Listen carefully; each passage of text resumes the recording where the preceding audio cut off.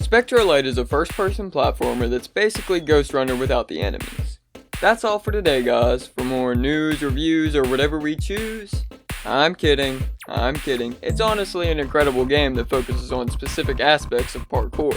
Either leaping incredible distances or walking on a narrow stretch of pillars, this game had my adrenaline running the entire time.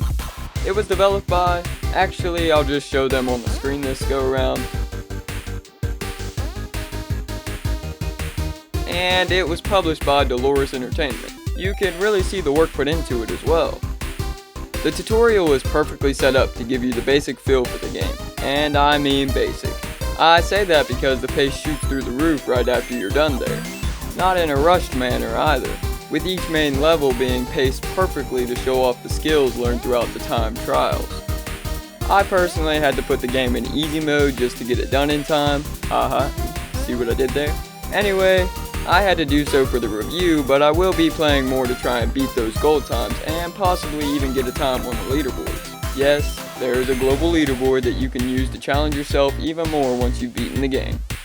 The first levels are all focused around precise jumps and wall running, along with the main goal of the game, which is to chase the ghost that seems to be leading the way.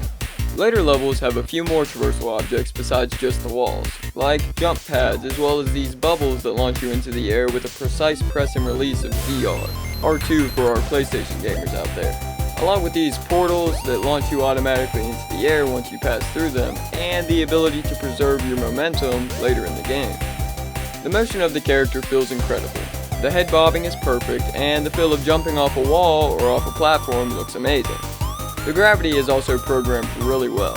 Rather than feeling like you're floating through the air, it actually feels like your momentum is carrying you. If you're too slow, you'll fail to make a jump at times. And if you're too fast, you'll overshoot your goal, making the pace a key factor in completing each section. The timing is important as well. Those bubbles I mentioned earlier slow you down while holding the command, but they don't stop you entirely. So if you're right on the edge when you hit the button, it'll end up making you fall before you can release it.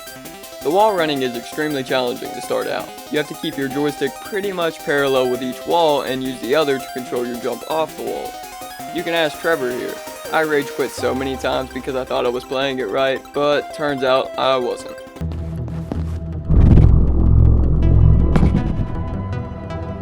The rest of the game mechanics are just as satisfying, once you get the hang of them that is, and they make you want to keep the momentum going, especially after getting the ability to bounce like a ball if you're moving fast enough.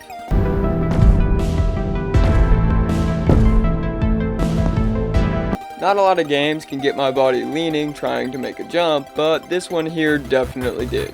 I continuously found myself trying to control where I was going with the lean of my body. It's pretty funny, but it shows how into the game I was getting. Although it definitely kept me entertained the entire time, I feel there should be some sort of easier mode. Like maybe a 3 lives mode that lets you respawn where you die rather than restarting from the beginning on the timed levels. It's not really necessary, but I don't think it would hurt. As of right now, they add plenty of time to the game. What I mean by that is, all the time trials literally took me a day each. A full day. I played this level here for more than that too, almost 2 days to be precise. The main levels on the other hand don't require that same pacing. They instead have checkpoints spread throughout sections of the levels that you respawn at once you die. I know I've talked a lot about it, but the pacing is what keeps the game so fun, and aggravating, but mostly fun. With the way the time trials push you to your limits, and then the main levels with a combination of all the skills throughout, it is perfectly balanced. The ghost I mentioned earlier is the goal of the game. Recover energy, shall we say, to fix the portal it jumps through. Each side trial holds 1 piece, and at the end of those you spawn back at the central hub area, a bland white and black area with a block design for the floor. The other environments include a bustling city with speeding trains and big buildings to run along. But be careful, there is plenty to cause you to fail here. There's neon lights and dark corridors as well as a perfectly laid out path to get you where you're going. As you go, the levels also add vegetation to the city. Big green vines and giant flower looking things. Also a few different breakable or movable objects in your path. There's an underwater level as well, and finally you get kicked back to a bland looking level with a whole lot of those trains I mentioned, and a giant moon in the background. It's not literally bland, that's just the best word I have for it here. It looks really good though, so don't take that in a bad way. Last but not least, the soundtrack is absolutely perfect for this game. The way they have the majority of the music programmed to where you're at in the level keeps you focused on the game. My favorite song is on that underwater level I mentioned earlier.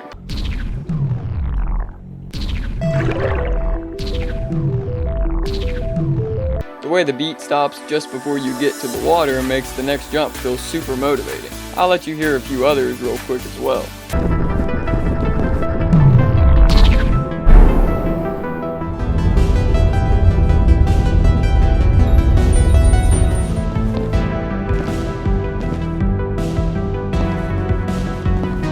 Overall, I really enjoyed this game. It may have annoyed me at times, but it was more in a way that motivated me to try again.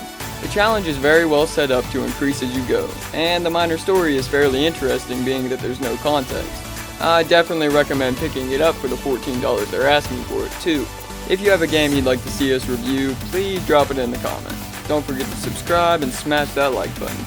And for more news, reviews, or whatever we choose, stay tuned to Nerdsfeed.